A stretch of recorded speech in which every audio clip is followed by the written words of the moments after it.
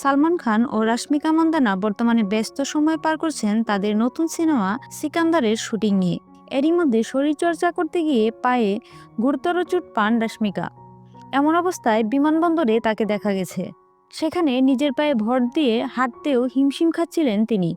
ফলে শুটিং নিয়ে বিপাকে পড়েছেন অভিনেত্রী। এই ঘটনার মধ্যে রাশমিকা মুখ খুলেন অভিনয় থেকে অবসর নেওয়ার বিষয়ে। সম্প্রতি তার আসন্ন সিনেমা সাভার ট্রেলার উন্মোচন অনুষ্ঠানে তিনি এ বিষয়ে কথা বলেন। সিনেমাটিতে মারাঠা রানী যশোবাইয়ের ভূমিকায় অভিনয় করেছেন তিনি।